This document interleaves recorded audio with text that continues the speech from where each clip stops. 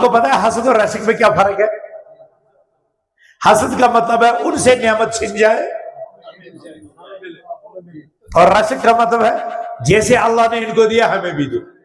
فَطُوبَى لِمَنْ جَعَلَ اللَّهُ مَفَاتِحَ الْخَيْرِ عَلَى يَدَيْهِ وَوَيْلٌ لِمَنْ جَعَلَ اللَّهُ مَفَاتِحَ الشَّرِّ عَلَى يَدَيْهِ اللهم اهدنا لأحسن الأخلاق لا يهدي لأحسنها إلا أنت واصرف عنا سيئها لا يصرف عنا سيئها إلا أنت اللهم إنا نسألك علما نافعا ورزقا طيبا وعملا متقبلا اللهم إنا نعوذ بك من علم لا ينفع ومن قلب لا يخشع ومن نفس لا تشبع ومن دعاء لا يسمع اللهم إنا نسألك الهدى والتقى والعفاف والغنى اللهم ارفع عنا البلاء والوباء والزنا والزلازل والمحن والفتن ما ظهر منها وما بطن اللهم آمین یا رب العالمین۔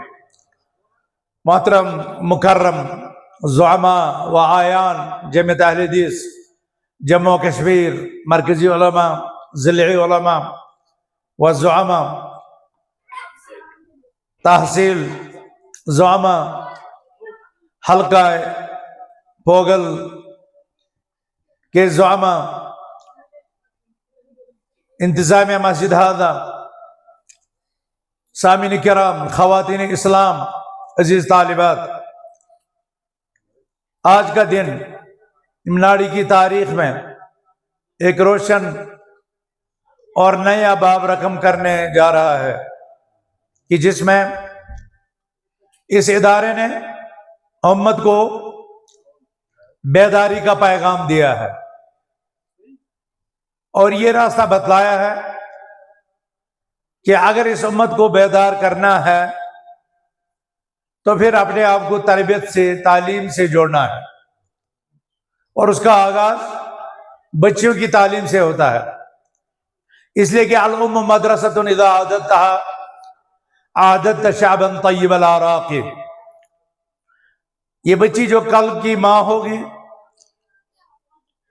یہ ایک مدرسہ ہے، ایک انسٹیٹیوٹ ہے، اگر اس کی صحیح نشو و نما ہوئی تو ایک قوم اور ایک امت کی تربیت ہو گئی۔ اس حوالے سے مدرسہ البنات الصالحات امناڑی کا یہ اقدام انتہائی قابل مبارکباد ہے۔ جمعیت اہل حدیث جموں کشمیر نے اپنے علماء، مشائخ اور ذمہ داروں کو پہلے سے اس کے لیے تیار رکھا تھا، اور مجھے خوشی ہے کہ ضلعی جمعیت اپنی عادت کے مطابق ہر پروگرام میں رواں دواں اور متحرک اور سرگردہ نظر آتی ہے، اور یہاں بھی ویسا ہی دیکھنے کو ملا۔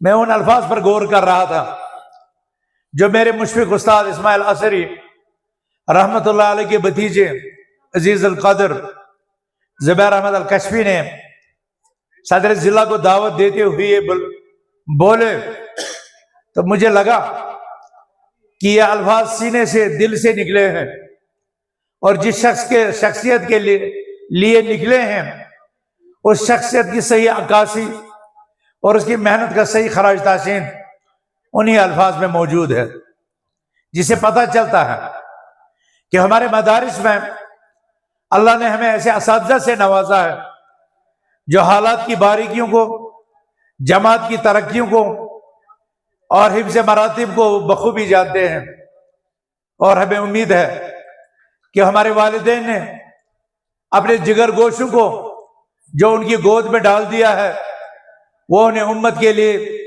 بہتر تربیت کر کے پیش کریں گے انشاءاللہ۔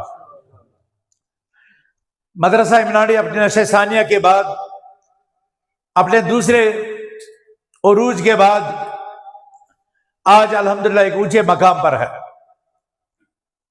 اس مقام کو مزید آگے لے جانا ہے، اس مقام کو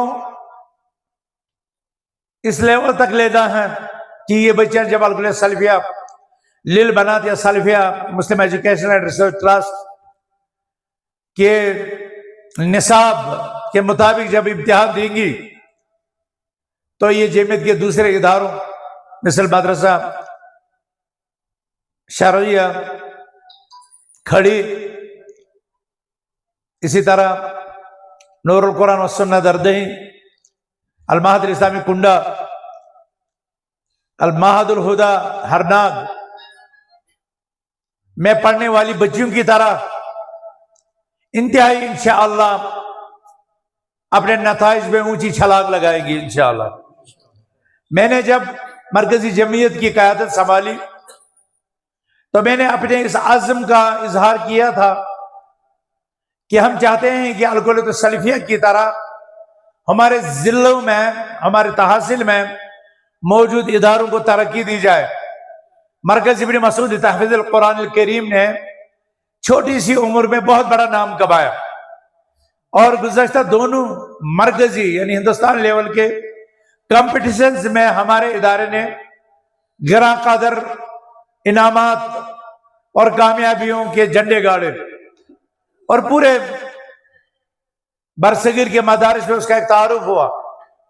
तो हमारी ख्वाहिश थी कि इस वक्त हमारे पास 28 या 29 तहफ़ीज़ुल कुरान की दरसगाहें जम्मू कश्मीर में हैं। जब तक न वो सारी की सारे इदारे मरकज़ इब्न मसूद तहफ़ीज़ुल कुरान करीम के मेयार तक पहुंचेंगे तब तक हम चैन से नहीं बैठेंगे। इसी तरह अलकुलिया सलफिया बनात बिमना ने जो एक ऊंचा मकाम बनाया है, हमारी ख्वाहिश रहेगी कि मुख्तलिफ जिलों और मुख्तलिफ तहसील में मौजूद हमारे बच्चियों के इदारे भी उसी तरह आला तरबियत हासिल करें। और इस चीज को हासिल करने के लिए करीब तरीन अय्याम में इन मदारिस के असातिज़ा की अलबनात श्रीनगर में मीटिंग भी हुई थी और आने वाले 26 तारीख को तहफ़ीज़ुल कुरान के तमाम इदारों की, चाहे वो जम्मू से हो, पुंछ से हो, राजौरी से हो, रामबन जिले से हो, इस्लामाबाद से हो, कुलगाम से हो, श्रीनगर से हो, कपवारा से हो, उनकी मीटिंग श्रीनगर में हो रही है ताकि उन मुहतमिमीन को ट्रेनिंग दी जाए, तरबियत दी जाए और जमीयत अहले हदीस की मरकजी तालीमी पॉलिसी को अपने अपने इलाकों में नाफिज करें और हम यकसा तरक्की करें। हाँ, कुछ लोग हैं अभी भी जो अभी भी अपनी इम्तियाजी शान अलग से ही रखना चाहते हैं। सलफिया ट्रस्ट और जमीयत के इस तालीमी सिस्टम में आने से किसी न किसी वजह से गुरेजा है। हम चाहते हैं और तमन्ना करते हैं और मुंतजिर है कि वो भी जल्द अज जल्द सबकत करेंगे और इस अजीम तालीमी कारवां के साथ जुड़ेंगे और इसी में उनकी भी और हम सब की भी कामयाबी और कामरानी है। एक और बात मैं आपको बताना चाहता हूं कि ये जमात जमीयत अहले हदीस जम्मू कश्मीर एक शूराई जमात है। इसके फैसले शूरा में, मजलिस मशावरत में होते हैं। इसका एक सिस्टम है, इसका एक आईन है और यही वजह है कि शूराई निजाम होने की वजह से आज पूरे जम्मू कश्मीर में मरकजी क़यादत पर इसी इलाके का एक फर्जंद उस पर फाइज है जो इस वक्त आपके सामने खड़ा है। और हमारी रियासत में ऐसी भी तंजीमें हैं, दीनी तंजीमें, जहां लोगों ने इसको खानदानी विरासत में तकसीम कर दिया है। नतीजतन वो सुकड़ करके एक मस्जिद, 2 मस्जिद या 3 सब तक अब आ गए हैं।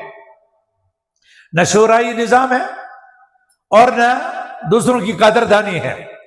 इस जमात में कश्मीर के मुसलमान को भी, जम्मू के मुसलमान को भी, पीर पंजाल और चनाब खिते और लद्दाख खिते के भी उसको यकसा तरक्की के और आगे बढ़ने के अपने अपने मेयार के मुताबिक यकसा मौके हैं। यही वजह है कि अभी जो मानों के साथ कोलैबोरेशन करके हमने बड़ी तालीमी कॉन्फ्रेंस श्रीनगर में की, उसमें बेस्ट टीचर्स अवार्ड दिए गए, जिसमें हमारे जिले के 2 असातिज़ा किराम, जिनमें से एक ने अभी यहां खिताब किया, मौलाना अब्दुल कदीर बाली साहब, ये भी बेस्ट टीचर अवार्ड से सरफराज हुए। बानिहक चंदलू के मोहम्मद रमजान जाहिद साहब भी बेस्ट टीचर अवार्ड से फाइज हुए, जबकि शहर श्रीनगर के नूरबाग से मौलाना अब्दुल लतीफ भट्ट साहब और निशात श्रीनगर के मौलाना मोहम्मद सलीम रिशी अल मदनी साहब भी बेस्ट टीचर अवार्ड से सरफराज हुई। वहां नहीं देखा गया یہ عبد القدیر محمد رمضان صاحب کے بانیال کے ہیں، یہ پوگل کے، لہذا یہ اس ایوارڈ کے حقدار نہیں ہو سکتے. یہ اپنی صلاحیتیں ہیں، یہ اپنا میرٹ ہے اور یہ اپنا سسٹم ہے. اور یہی وجہ ہے کہ ہمارے اس خطہ ارضی، اس علاقے کو یہ شرف حاصل ہے کہ جب وادی کشمیر میں سلفیت کی دعوت سید حسین بدخو اور مولانا انور شپیانی کے ذریعے سے کھڑا ہوئی، بالکل زمانی طور پر انہی دنوں میں اسی خطہ ارضی سے مولانا احمد اللہ بالی کے ذریعے سے سلفی دعوت کا بول بالا ہوا. تو تقریباً ساتھ ساتھ تاریخ دعوت و عظمت اور تاریخ سلفیت کا جو ہے نا آغاز اس خطہ ارضی میں یکساں ہوا ہے. اور بعد کے ادوار میں کشمیر کی کانفرنس میں ان علاقوں سے خطبہ گئے. قاضی محمد رمضان جب حضوری باغ میں تقریر کیا کرتے تھے تو ان کی بلند بالا آواز کی وجہ سے مائک بند کر دی جاتی تھی، کیونکہ مائک کے بغیر ہی ان کی تقریر سارے اقبال پارک کو کور کرتی تھی. بعد کے ادوار میں ان کے فرزند بھی آئے، قاضی محمد حسین، اور پھر آپ کو تو پتہ ہے ہمارے نامور استاد الاساتذہ محمد اسماعیل الاثری رحمۃ اللہ علیہ، جنہوں نے ہمیں انگلی پکڑ کر کے چلنا سکھایا، جنہوں نے ہمیں تحریر، خط و کتابت سکھلائی، جنہوں نے ہمیں عربی گرامر سکھایا، اردو ادب سکھلایا، اور جن کی محنتوں سے، جن کے خلوص سے آج ہم اس مقام پر ہیں جہاں اس وقت ہیں، جس میں ہمارے والدین کا کردار ہے، ہمارے خاندان کے افراد کا کردار ہے. اس سے بڑا، اس سے کم مولانا اسماعیل اثری کا بھی رول نہیں ہے. اور پھر میں مولانا محمد نور الدین اور مولانا عبدالرشید طاہری کا رول بھی فراموش نہیں کر سکتا. بعد کے ادوار میں بہت سے اساتذہ کرام آئے، مولانا جمال الدین اثری ہیں، اللہ تعالیٰ ان کی عمر میں برکت کرے، اور اسی طرح مولانا عصمت اللہ ندوی، احمد مجتبیٰ سلفی، یہ سب گزر چکے ہیں. مولوی محمد اسلم پنچی صاحب، یہ سارے گزر چکے ہیں. اور پھر عالم اسلام کی عظیم رشید جامعہ اسلامیہ میں بھی بڑے اساتذہ کا جو ہے ملا. لیکن اس سرزمین کا جو ہے اس میں بہت بڑا دخل ہے. 1984 نومبر اور دسمبر میں تحصیل رامسو کی جب یونٹوں کی اور حلقوں کی ممبرشپ ہوئی، جس میں مولانا محمد اسماعیل اثری، مولانا احمد اللہ مخدومی اور مولانا جمال الدین اثری، مولانا اسماعیل اثری، اور پھر بعد میں قاضی محمد حسین صاحب بھی اس کارواں کا حصہ بنے. مرکز میں پروفیسر محمد رمضان صاحب صدر تھے. کڑاکے کی سردی تھی، 21 دسمبر کو میری شادی تھی، لیکن ان شادی کے سیزن میں بھی میں کھیوڑھال، پوگل، کنڈا، چفکینی اور مڈکھال اور تھانہ، پلہ اور باس تک کے اجتماعات میں اور ان یونٹوں کے بنانے میں ان کا شریک کار ایک طالب علم ساتھ ساتھ تھا. وہ اس وقت کے اخبار مسلم میں ابھی تک درج ہے، اس میں یہ تاریخ درج ہے. اور یہاں کے ذمہ داران مولانا محمد ابراہیم بالی نے اور اس گاؤں کے محمد ابراہیم کٹوچ صاحب نے، اور اس وقت چھوٹے تھے جو یہاں پر نظر آ رہے ہیں، شبیر کے والد کدھر گئے؟ جاوید صاحب، یہ تھے. اور یہاں منظور کٹوچ صاحب ہوا کرتے تھے، عبدالرشید کٹوچ ہوا کرتے تھے، عبدالعزیز کٹوچ جن کو مشتاق کہا جاتا تھا، وہ تھے ہمارے اساتذہ. محمد حسین بزرگ صاحب جیسے لوگ تھے، بڑے لوگ تھے. نیچے ادھر ماسٹر محمد رمضان رحمۃ اللہ علیہ تھے، محمد ایوب صاحب کے بھائی. اسی طرح بالی خاندان کے دوسرے افراد تھے. اور پھر کنڈا میں نوگام کے لوگ، کنڈا کے لوگ. اور یہی وہ پروگرام تھا. جب میں نے چھوٹے بچے کی حیثیت سے مڈکھال میں جب تقریر کی تو رحمت اللہ بالی اپنے بھائی عبد الرحمن بالی سے، اس وقت تک وہ تبلیغی جماعت کے ساتھ چلا کرتا تھا، اسے کہنے لگا کہ مجھے بھی اسی تعلیم کے لیے بھیج دو، کہ اگر یہ چھوٹا بچہ تقریر کر سکتا ہے تو میں تقریر کیوں نہیں کروں گا. پھر اسے میری تقریر دیکھ کر اسے حوصلہ ملا. پھر عبدالحفیظ بالی آیا. اور پھر آپ جانتے ہیں یہ 1 مارچ 1987 کی بات تھی جب مولانا اسماعیل اثری نے اس علاقے کے ہم تقریباً 8 بچوں کو لیا، دو طارق تھے، پنلا کا طارق اور باز کا طارق، اور ہمارے ساتھ عبدالرشید قاضی بھی تھے، اور شوکت بالی 1 سال پہلے کے تھے، عبدالمجید تھے پانچل کے، کافی لوگ تھے، عبدالواحد تھانہ کے تھے، لیکن ہم 2-3 لوگ آخر تک استقامت اور صبر سے رہے، اور الحمدللہ آپ نے دیکھا کہ اس علاقے سے کتنے مدنی علماء بنے۔ لیکن افسوس کے ساتھ مجھے کہنا پڑتا ہے کہ ان دنوں جو تیز اڑان اٹھی تھی پوگل اور ملیگام علاقے سے، وہ دھیمی پڑ گئی، اور جگہ اس علاقے نے لے لی جو تب تک کسی شمار میں نہیں تھا۔ جب پہلی دفعہ بھی کھڑی گیا تو ڈھونڈنے سے مجھے وہاں پر ایک استاد ملا، ایک استاد، شاید محمد رفیق نائک تھا اس کا نام، یہاں بہرو صاحب ہوں گے، ہے نا؟ اور وہاں پر مجھے میٹرک اور بی اے کا کوئی نظر نہیں آ رہا تھا، شاید یہ بات صحیح ہوگی، کوئی نہیں نظر آ رہا تھا۔ تو اس کے بعد کشفیہ بھی شروع ہوا، ناشرانہ ادارہ بھی شروع ہوا، لیکن میں اس وقت ایک چھوٹا سا ہلکا سا اشارہ دوں گا، میں کچھ کہنا چاہتا ہوں آپ لوگوں سے۔ جو بچے ہمیں کشفیہ سے فارغ ہوئے ہیں، اور اگر اس وقت وہ یہاں پر ہے، میں ان سے استدعا کروں گا وہ کھڑے ہو جائیں اپنی جگہ سے، کشفیہ کے فارغ کتنے ہیں؟ کشفیہ کے کتنے ہیں؟ عبدالوحید صاحب الحمدللہ، شجاعت صاحب اور ہمارے زبیر صاحب، 3 ہے نا؟ بیٹھو، میں گزارش کروں گا جو المعہد العلم ناشرانہ سے جو اس وقت یہاں پر موجود ہیں، پڑھے لکھے،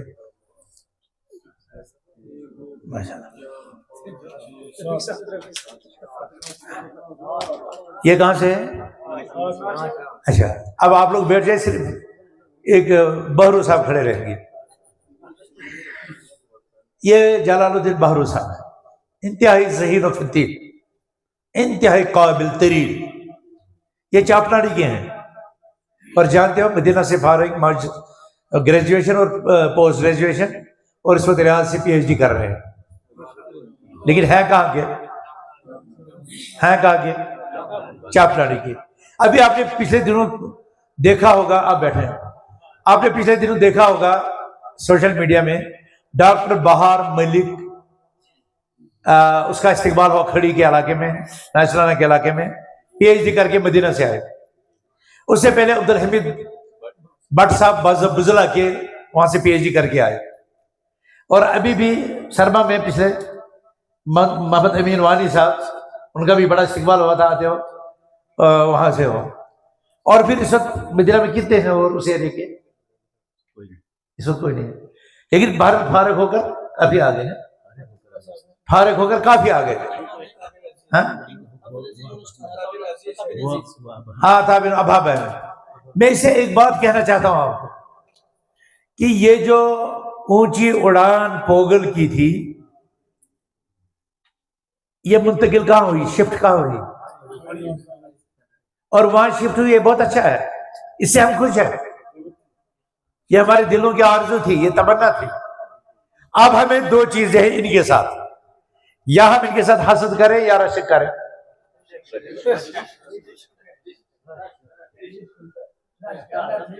حسد کریں گے یا رشک کریں گے؟ ہاں الحمدللہ، اس کا مطلب پوگل کو تربیت ہو گئی ہے، کہہ رہے حسد نہیں کریں گے۔ آپ کو پتا ہے حسد اور رشک میں کیا فرق ہے؟ حسد کا مطلب ہے ان سے نعمت چھن جائے، اور رشک کا مطلب ہے جیسے اللہ نے ان کو دیا ہمیں بھی دو۔ جب میں وہاں گیا نا پہلی دفعہ، تو یہ لوگ کہتے تھے جیسے پوگل کو ویسے ہمیں بھی ملے، ٹھیک ہے نا؟ کیا کہتے تھے؟ جیسے پوگل کو ویسے، اور الحمدللہ ان بزرگوں کی دعائیں، احمداللہ رحمت اللہ مخدومی کتنا رویا کرتے تھے، ان کے فرزند بھی رویا کرتے تھے، اور الحمدللہ ہمارے اکبر چین بہر صاحب کی بھی ایک بڑی قربانی ہے، اور وہ اخلاص رنگ لایا، اتنے بچے، اتنے علماء تیار ہو گئے۔ پوگل کیوں پیچھے رہ گیا؟ پوگل کیوں پیچھے رہ گیا؟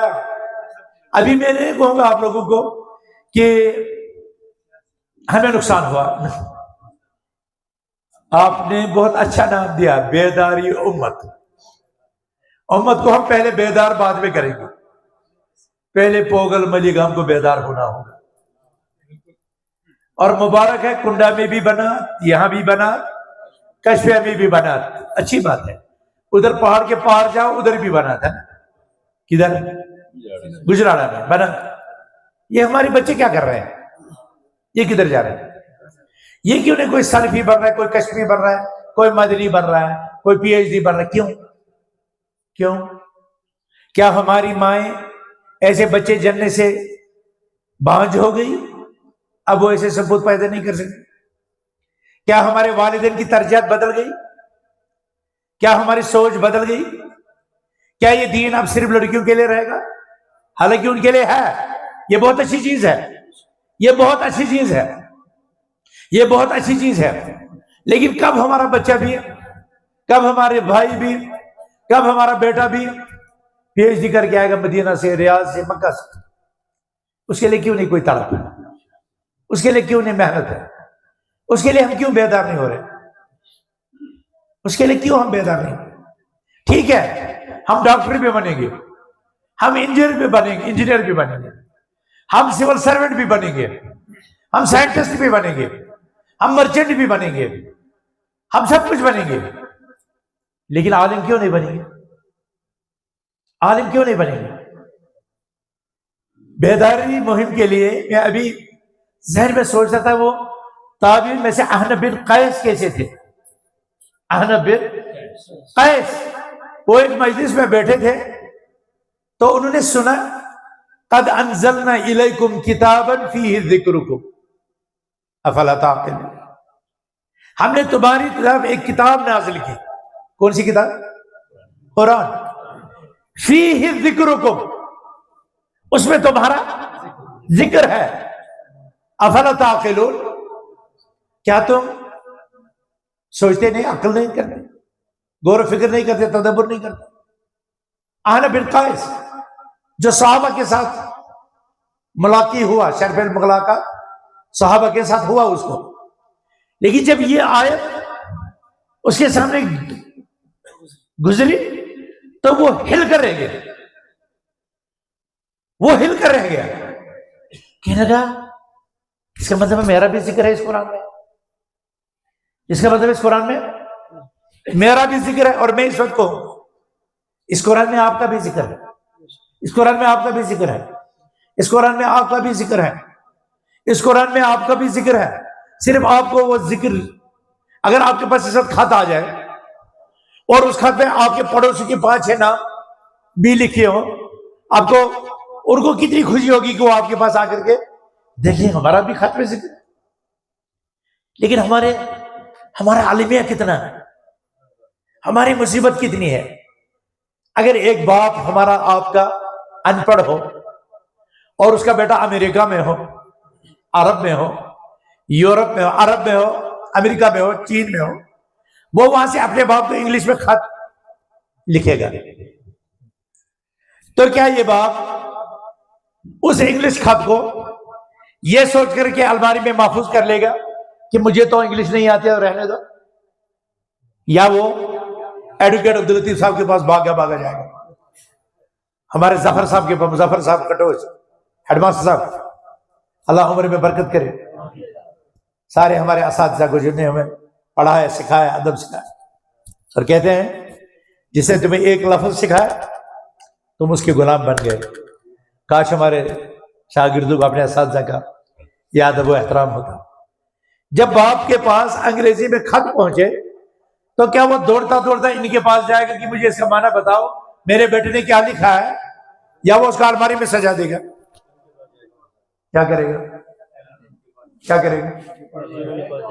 اس کو الماری میں سجائے گا یا انگریزی جاننے والے کے پاس جائے گا، بھائی مجھے بتاؤ اس میں کیا لکھا ہے؟ اگر وہ اس کو الماری میں سجا دے گا، رکھ دے گا، تو ایسے شخص کو کیا کہا جائے گا؟ ایسے شخص کو کیا کہا جائے گا جس کے پاس خط تو آیا لیکن اسے رکھ لے اس کو؟ ایسے شخص کو کیا کہیں گے؟ نادان۔ ہاں ماسٹر صاحب، ایسے شخص کو کیا کہیں گے؟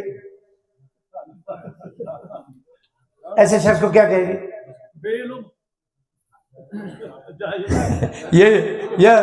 یہ ماسٹر جی ہمارے ساتھ نہیں تھے اب تک، یہ ان سے پوچھ رہے ہیں کس کو؟ اچھا بھاری تھوڑا سا، یہ ہمارے صدر تحصیل رام سو، ایسے شخص کو کیا کہیں گے؟ نادان، کم سوچ، یہ تو بڑے شریف لوگ ہیں۔ ہاں آپ بتائیں۔ احمق، ہاں تھوڑی سی ترقی ہونے لگی، تھوڑی سی ترقی ہونے لگی۔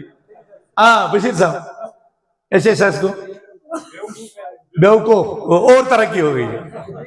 ابھی کوئی اٹھے گا تو وہ ڈنڈا بھی مارے گا، شاید وہ ڈنڈا بھی مارے گا۔ اس بچے نے جو خط لکھا تو اسے اپنے والد کی ہمدردی، تڑپ، محبت یہی تھی، تبھی تو خط لکھا نا۔ اور جب ہماری طرف خط لکھنے والا ہمارا رب اللہ ہو اور اس نے خط ہمیں لکھا ہو عربی میں جس کا نام قرآن ہو، اور آپ اس کو ان لوگوں کے پاس لینے کے بجائے جو اس کا معنی آپ کو سمجھائے، آپ اس کو طاقے میں سجا دیں گے، اب آپ کو کیا کہا جائے؟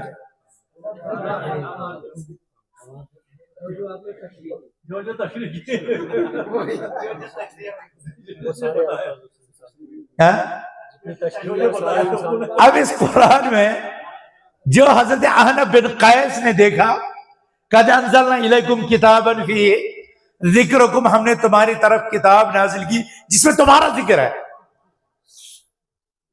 تو احنف بن قیس ان لوگوں کی طرح نہیں تھے جن کا آپ نے کہا، کسی نے کہا احمق، نادان، ناسمجھ، کسی نے کہا بیوقوف، وہ عقل مند، زیرک، سنجیدہ، فہمیدہ، زبردست قسم کے انسان تھے حضرت احنف بن قیس رحمۃ اللہ علیہ۔ انہوں نے کہا لاؤ قرآن، میں دیکھتا ہوں میرا ذکر کدھر پر ہے۔ تو انہوں نے قرآن کی وہ آیات کھولی، پڑھا، جب ذکر آیا مومنین کا اور ان کی صفت کے انما المؤمنون الذین اذا ذکر اللہ وجلت قلوبهم واذا تلیت علیہم آیاتہ زادتہم ایمانا وعلی ربہم یتوکلون، کیا یہ میں ہوں؟ پھر آیا ان کا ذکر، وسارعوا الی مغفرۃ من ربکم وجنۃ عرضها السماوات والارض، اس میں آگے نا والکاظمین الغیظ والعافین عن الناس، مومنوں کی تعریف ہے۔ کہنے لگا یہاں بھی مجھے اپنا ذکر، پھر وہ آیتیں آئی جن میں حج، ذکر، انفاق، ایثار، حیا، تقوی، پرہیزگاری۔ کہنے لگے شاید یہاں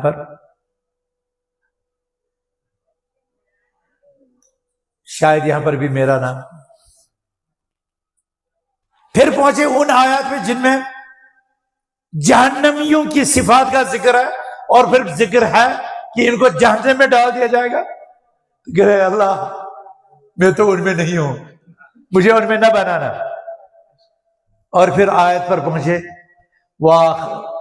وآخرون منہم اعترفوا، آخرون اعترفوا بذنوبہم خلطوا عملا صالحا، اور پھر آخر ہے اولئک یتوب، کیا ہے آیت پڑھی؟ وآخرون اعترفوا بذنوبہم خلطوا عملا صالحا وآخر السیئا اولئک یتوب اللہ علیہ۔ کہا ایک آیت پر جب پہنچے وہ جس میں لکھا تھا کہ اور وہ لوگ جنہیں اپنے گناہوں کا اعتراف ہے، کبھی اچھا کام کرتے ہیں کبھی برا کام کرتے ہیں، اور یہی اللہ کی طرف توبہ کرتے ہیں، اور اللہ ان کی توبہ۔ یہاں پر رکیے، کہنے لگا ہاں میں ان گناہ گاروں میں ہوں جو کبھی نیکی کرتے ہیں کبھی گناہ کرتے ہیں، یہاں پر میں ہوں۔ تو یہ ہمارے اسلاف قرآن پر سوچتے تھے، قرآن پر تدبر کرتے تھے، اپنا مقام پہچانتے تھے۔ اس قرآن نے تو آپ کو اور ہمیں بتایا کنتم خیر امت اخرجت للناس تأمرون بالمعروف وتنہون عن المنکر وتؤمنون باللہ۔ لیکن کیا آپ نے اور میں نے اس قرآن کو کھول کر پڑھا کہ اس آیت کنتم خیر امت اخرجت للناس تأمرون بالمعروف وتنہون عن المنکر کا کیا مطلب ہے، یا عربی مقدس سمجھ کر اس کو الماری میں سجا دیں؟ کون کون ہے آپ میں سے جو اس آیت کا معنی سمجھ چکا ہے؟ ذرا ہاتھ کھڑے کرو جو اس آیت کا معنی سمجھ چکا ہے۔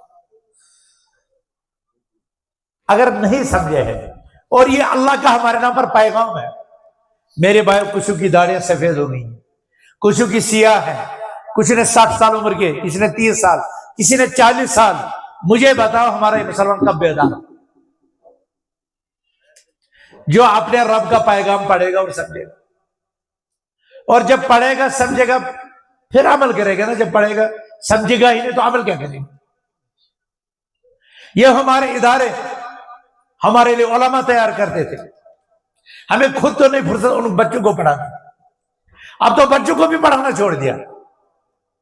اب تو جب ہمارے الکلیت سلفیہ میں رزلٹ نکلتا ہے ایڈمیشن کا تو ہم تو دیکھتے رہتے، ہمارے آنکھیں ترس جاتی ہے کہ نورا، امناڑی، کھیوڑہال، ترگام، منڈکھال، چفکنی، تھنا، پدلا، باس، گوہالا، یہ نام کھپاہیا یہ آتے ہیں اس میں۔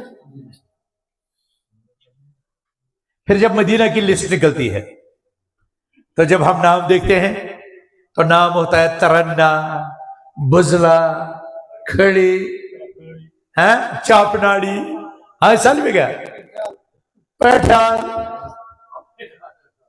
اس میں گناہ نہیں ہوتا ہے، اس میں نوگام نہیں ہوتا، اس میں مٹکال نہیں ہوتا، اس میں باس پلے پلم ملگام نہیں ہوتا۔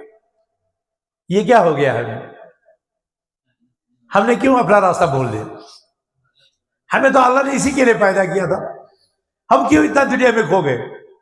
ہمیں تو بتایا تھا اللہ نے کنتم خیر امہ اخرجت للناس، تم بہترین امت ہو جو لوگوں کے لیے تیار کیے گئے ہو۔ پوگل والے تو جموں جا کر رفع دین کرتے تھے، سری نگر جا کر رفع دین کرتے تھے، بانہال رفع دین کرتے تھے۔ ایک دفعہ یہاں موجود ہے وہ شخص، میں نے دیکھا اس کو باہر، اس نے بانہال ایک آدمی کو دکاندار کو کہا تھا چلو نماز پڑھتے ہیں، تو اس نے کہا یہ نماز پوگلیوں کے لیے ہے۔ یہ بھی 20-25 سال پہلے کی بات ہے۔ اور اس وقت رفع دین کہاں کیا جاتا تھا؟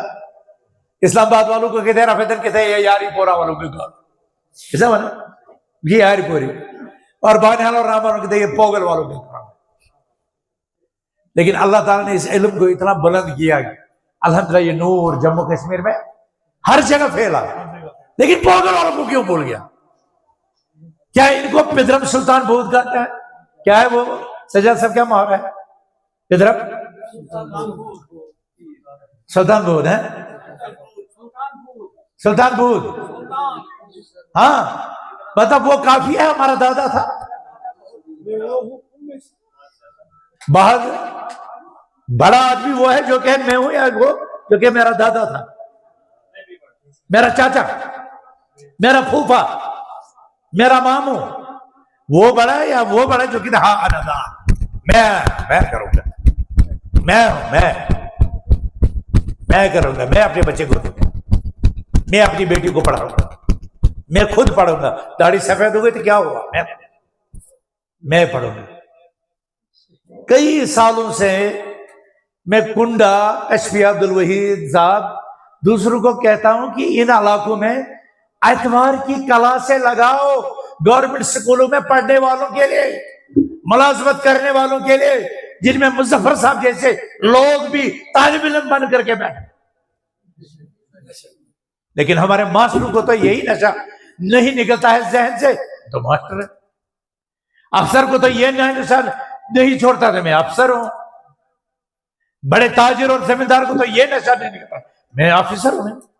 ہمارے کشمیر میں بٹمالوں میں IEC سنڈے کلاس چلتی ہے، اور میں آپ کی آج کی ڈیٹ میں بتاتا ہوں وہاں سائنٹسٹ بھی پڑھتے ہیں، وہاں ڈاکٹر بھی پڑھتے ہیں، وہاں SMHS کی لیڈی ڈاکٹرز پڑھنے آتی ہے اتوار کو، کیونکہ انہیں سمجھا ہے، انہیں پتا ہے کہ اسی میں ہمارا مستقبل ہے، اسی میں ہماری آخرت ہے۔ یہ ہمارے محترم ہیں۔ اب ان کے ریاض صاحب کے गांव में गए, वहां पर जलसा था बच्चियों का, लड़कों बच्चियों के मदरसे का संगे बुनियाद थी, जैसे कि मेला लगा था गांव में। आपको पता है 3 मंजिला है 10 मंजिल, कितने मंजिल का प्रोजेक्ट? 3 मंजिल का प्रोजेक्ट उधर ही पर, और सारे गांव वालों ने मुकम्मल कर दिया। हमें श्रीनगर वालों को 1 रुपया भी नहीं देना पड़ा। एक मां उठी मेरी तरफ से 50,000, एक बाप उठा बहुत दिन मेरे पास पैसा नहीं है, 1 मरला जमीन ले लो। एक ने तो इटली बाग ही वक्फ कर दिया। और जानते हो पहले उन्होंने 7 मरले पहले गड़कू तो जमीन था, पहले वो 2 कनाल की जमीन थी जिस पर बनाना था, उसमें उस जलसे में 7.5 कनाल लोगों ने, किसी ने 10 मरले, किसी ने 5 मरले, किसी ने 3 मरले। वहां पर आपको पता है कीमत वहां कितनी है कनाल की, मरले की भी कीमत उन्होंने वहां पर, और एक उठा उसे इटली बाग दे दिया।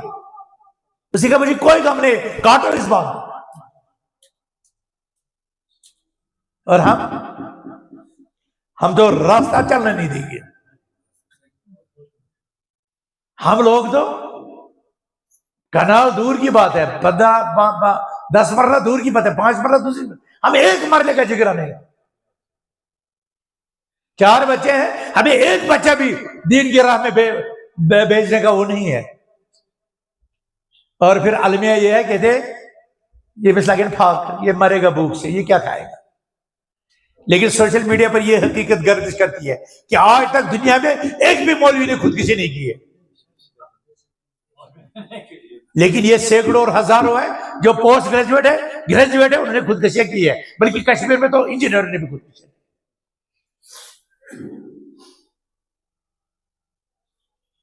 मौलवी अहमदुल्लाह बारी ने कुर्बानियां दी, मौलवी मोहम्मद यूसुफ बारी ने कुर्बानी दी, मौलवी अब्दुल सब्बार ने कुर्बानी दी, मौलवी मोहम्मद इस्माइल असरी ने कुर्बानी दी, मौलवी काजी हुसैन ने कुर्बानी दी, ये बतरम अब्दुल लतीफ के खानदान ने कुर्बानी दी, हमारे बुजुर्गों ने कुर्बानी दी, इस बस्ती के मोहम्मद इब्राहिम ने कुर्बानी दी, मोहम्मद सर कटोर यहां हमारे थे, भट्ट खानदान में से भी सैफुद्दीन साहब, उसने कुर्बानी दी।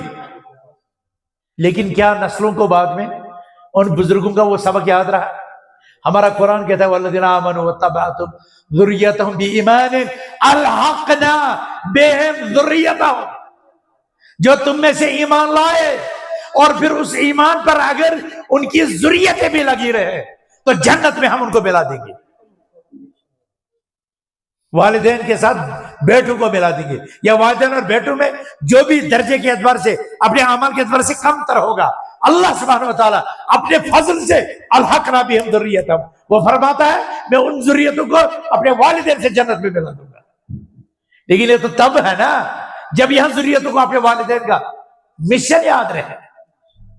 भट्ट खानदान को सैफुद्दीन साहब याद रहे, लोन खानदानों को भी अपना सैफुद्दीन लोन साहब याद रहे, खैबरहाल वालों को मौलवी यूसुफ और अहमदुल्लाह बाली याद रहे, ममदानी वालों को मौलवी इब्राहिम याद रहे,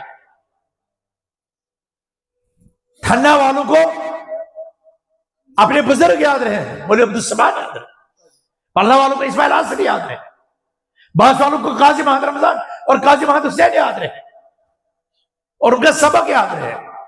अगर हम उनके सबूत है तो हमें उनका मिशन आगे लेना है। और आपको पता है जो सबूत नहीं होता है वो क्या बनता है? क्या बनता है मास्टर साहब? क्या बनता है? कपूत। हमारे पास रुपया है, हमारे पास पैसा है, हमारे पास दौलत है, हमारे पास गाड़ियां हैं, हमारे पास कॉम्प्लेक्स है, हमारे पास ऊंचे ओहदे हैं, लेकिन अगर नहीं है तो रब का ये पैगाम ही हमने नहीं पहचाना है, इसको नहीं हमें पढ़ा, इसको हमने ताकचे में सजा रखा। कब्र में जब इस इंसान को उतारते हैं, मान लो ये यहां वजीर आला था, कब्र में उसकी वजारत जाती है, यहां मुशीर आला था, ये जाता है सर। दौलत के खजाने थे, कारून को कुछ साथ गया? कोई एसपी था, कोई प्रिंसिपल था, کوئی کروڑ پتی تھا تو قبر میں کیا جاتا ہے صاحب؟ یتبع المیت ثلاث فیرجع انسان ویبقى واحد. میت کو قبر تک 3 چیزیں ساتھ جاتی ہیں، 2 واپس آ جاتی ہے، 1 ساتھ جاتی ہے. جو واپس آتی ہے وہ ہے اولاد بھی اور مال بھی. وہ مال تو آپ کو واپس آ گیا، پھر اس کے لیے اتنا لڑنا، اس کے لیے اتنی کشمکش کرنا، اس کے لیے زندگی کو اتنا غلام بنا دینا، اور رب کے قرآن کو پڑھنے کے لیے 1 گھنٹہ نہ نکالنا، اس کے لیے کوئی ساتھ نہ نکالنا، اس کے لیے سنڈے کی کلاسیں شروع نہ کرنا، کسی المیہ سے کم نہیں.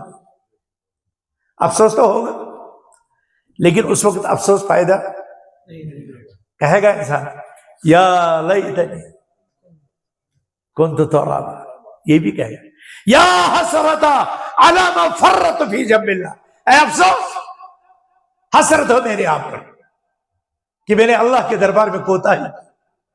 یہاں تو وزیر اعلیٰ بھی بن گیا، یہاں تو بشیر بھی بن گیا، یہاں تو MLA بھی بن گیا، یہاں تو SP بھی بن گیا، یہاں تو ہیڈ ماسٹر بھی بن گیا، یہاں تو بھی تاجر بھی بن گیا، یہاں تو زمیندار بھی بن گیا، یہاں تو باغبان بھی بن گیا، یہاں تو سب کچھ بنا، لیکن جو بننا تھا وہ نہیں بنا. کیسے یہ امت بیدار ہوئی؟ اس امت کو اللہ نے لکھا تھا قرآن میں، لیکن وہ تو آپ نے پڑھا نہیں، وہ تو طاقتے میں سجا دیا. وما خلقت الجن والانس الا لیعبدون، ہم نے جن اور انسان کو پیدا نہیں کیا مگر اپنی عبادت کے لیے، اور ہم میں سے کتنے ہیں اس عبادت کو چھوڑے. اللہ سبحانہ وتعالیٰ نے فرمایا وَلَقَدْ ذَرَأْنَا لِجَهَنَّمَ كَثِيرًا مِنَ الْجِنِّ وَالْإِنسِ لَهُمْ قُلُوبٌ لَا يَفْقَهُونَ بِهَا وَلَهُمْ أَعْيُنٌ لَا يُبْصِرُونَ بِهَا وَلَهُمْ آذَانٌ لَا يَسْمَعُونَ بِهَا هُمْ أُولَٰئِكَ كَالْأَنْعَامِ بَلْ هُمْ أَضَلُّ. اس آیت کا معنی سمجھنے میں آپ کو زیادہ وقت نہیں لگا. مجھے پتا ہے کہ کتنے لوگ اپنے دل میں سلواتیں بھی بیچ رہے ہیں. پکڑ لیا اس نے آپ ہمیں.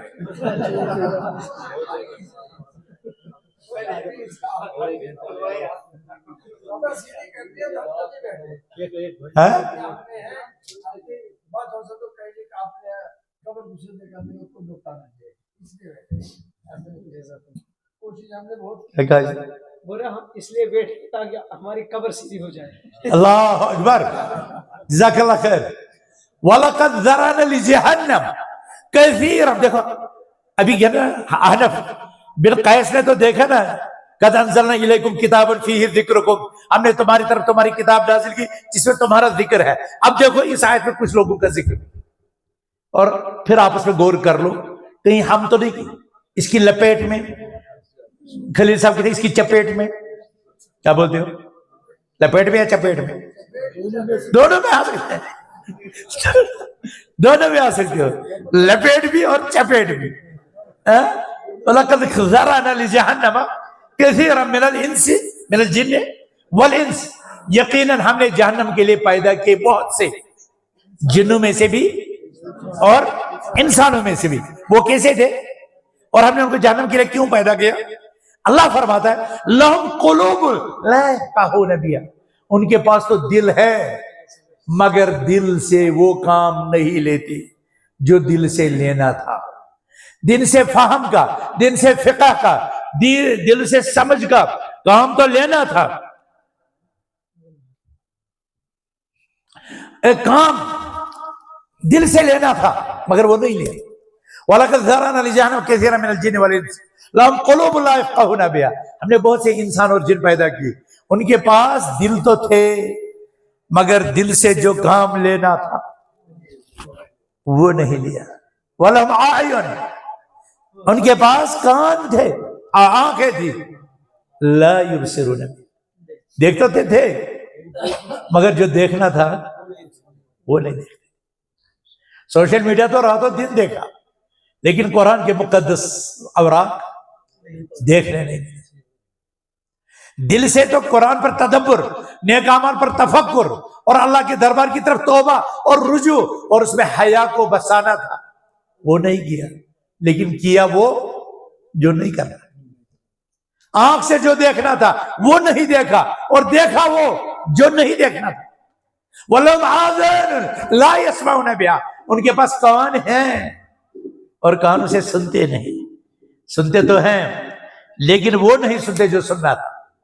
قرآن کی تلاوت، دینی پروگرام، اچھی باتیں، تلاوتیں. ہمارے پیغمبر صلی اللہ علیہ وسلم اس قرآن کو اپنے صحابہ سے جن کو سکھلایا ہوتا تھا انہی کو کہتے تھے ہمیں سناؤ. اور کیا آپ میں سے کوئی باپ ایسا ہے جو اپنے بیٹے کو کہے بیٹا مجھے قرآن سناؤ؟ ہے کہ تجربے سے ایک آدمی بتاؤ مجھے، ایک آدمی جسے کبھی اپنے بچے سے قرآن سکھا ہو، سنا ہو، سکھا کر کے پھر بتاؤ بیٹا اب مجھے سناؤ، اب میں سننا چاہتا ہوں. ہمارے پیغمبر نے کیا لیکن ہم نہیں کیا. پھر بھی ہم پیغمبر کی امت ہیں، پھر بھی ہم ان سے محبت کرتے ہیں. وہ کام جو انہوں نے دیے، وہ کام جو انہوں نے سکھلایا وہ تو نہیں کرتے لیکن محبت کا دعویٰ ہے. نبی کریم صلی اللہ علیہ وسلم لوگوں سے قرآن سنتے تھے. صحابہ کہتے تھے یا رسول اللہ اقرأ علیک وعلیک انزل، اے اللہ کے پیغمبر یہ قرآن تو آپ پر نازل ہے، ہم آپ ہی کو سنائیں. کہتے احب ان اسمع من غیری، میں اس قرآن کو دوسروں سے سننا چاہتا ہوں. ہم اور آپ کیوں نہیں سننا چاہتے؟ ہماری بہن، ہماری بیٹی، ہماری بیوی، ہماری بچی کیوں نہیں دوسرے سے قرآن سناتی؟ کیوں نہیں خود پڑھتی؟ اگر بیدار ہونا تو ان خوابوں سے بیدار ہو. اگر بیدار ہو تو اپنے دل کو بیدار کرو. اگر بیدار ہو تو اپنی آنکھ کو بیدار کرو. اگر بیدار ہونا تو اپنے کان کو بیدار کرو. اور اللہ فرماتا ہے ان لوگوں کا جو جہنم کے لیے تیار کیے ہیں، جو دل سے دل کا کام، آنکھ سے آنکھ کا کام اور کان سے کان کا کام نہیں کرتے. اللہ نے بتایا کیا فرمایا؟ اب سنو گے؟ اب سنو گے؟ سنو گے؟ برداشت کرو گے؟ برداشت کرو گے؟ اللہ فرماتا ہے اولئک کالانعام، یہ انسان تو دو ٹانگوں پر چلنے والے ہیں لیکن حقیقت میں یہ چوپائے ہیں. اولئک کالانعام، یہ چوپائے ہیں جو دل سے دل کا کام نہیں لیتے، جو آنکھ سے آنکھ کا کام نہیں لیتے، جو کان سے کان کا کام نہیں لیتے. کرتے وہ ہے جو نہیں کرنا تھا. ہمارے بچے، ہماری بیٹی، ہماری بہنیں، ہماری بیوی، ہماری مائیں، ہمارے والد، جو کرنا تھا وہ نہیں کرتے، جو نہیں کرنا تھا وہی کرتے. اور ایسے لوگوں کے اللہ نے فرمایا اولئک کالانعام، یہ تو چوپائے ہیں، چوپائی کی طرح. پھر فرمایا بل ہم اضل، کیونکہ کچھ چوپائے تو شام کو واپس اپنے گھر آ جاتے ہیں. یہ انسان تو اتنا گیا گزرا ہے، اس کو شام کو بھی اپنے خالق و مالک کی طرف لوٹنا یاد نہیں آتا. فرمایا یہ تو چوپائے سے بھی گئے گزرے. یہی پیغام ہے اس کانفرنس کا کہ ہمیں بیدار ہونا ہے اور ہمیں آنکھوں کے سامنے ایک رول ماڈل رکھنا ہے. اللہ نے ہمارے لیے رول ماڈل بنایا محمد رسول اللہ، اور ایک ایسا طبقہ جو صحابہ کا تھا. ان صحابہ، کچھ لوگ یہ کہتے ہیں کنتم خیر امت، اس سے مراد رسول اللہ کے صحابہ ہے، حالانکہ حکم عام ہے لیکن بہرحال صحابہ تو تھے ہی خیر امت. البتہ آپ اور میرے متعلق کوسچن مارک ہے کہ ہم خیر امت ہیں یا نہیں ہیں. ہم تب ہوں گے خیر امت جب ہم فرض منصبی ادا کرتے ہوں گے. فرض منصبی ہے تأمرون بالمعروف وتنہون عن المنکر، تم نیکی کا حکم دو، برائیوں سے روکو، وتؤمنون باللہ، اور اللہ پر ایمان لاؤ. اگر یہ تین چیزیں کرتے ہیں تو ہم خیر امت ہیں، اور اگر یہ تین چیزیں نہیں کرتے تو ہم خیر امت. اب آپ میں سے ہر ایک اپنے غریبان میں جان کر لیں، اپنی لائف ہسٹری چیک کر لیں. موبائل میں بھی لائف ہسٹری چیک کرتے ہو نا، اب زندگی کی لائف ہسٹری چیک کر لو، ہم نے پیچھے کیا کر دیا. اور آج کسی کی عمر 60 ہے، کسی کی 40 ہے، کسی کی 20 ہے. مت گھبراؤ، ابھی نقصان نہیں ہوا. وَلَسَنِنَ الْإِنسَانَ لَفِي خُسْرٍ، اب تک جو ہوا سو ہوا، لیکن ابھی بھی اگر اس وقت ہم بیدار ہو جائے تو ابھی نقصان نہیں ہوا. کیونکہ بقال سے فضیل بن عیاض 60 سالہ فرد سے جب اس نے کہا کہ تم تو 60 سال سے اللہ کی طرف چل رہے ہو، ممکن ہے پہنچ جاؤ گے، تو اس نے کہا یہ تو معاملہ بڑا خطرناک ہے، اگر اللہ کے دربار میں پہنچ گئے تو وہاں کیا ہوگا؟ کہا وہاں جواب دینا ہوگا. کہا پھر جواب دینے کے لیے تیاری نہیں ہے، اب بتاؤ کوئی ہیلا، کوئی بہانہ کہ وہاں کیسے بچے. حضرت فضیل بن عیاض نے وجہ بتائی. اگر 60 سال بیکار گئے ہیں، فرمایا احسن فیما باقی یغفر لک ما قد مضی، آنے والے دنوں میں سدھر جاؤ، پچھلے کو تو اللہ درگزر کرے گا.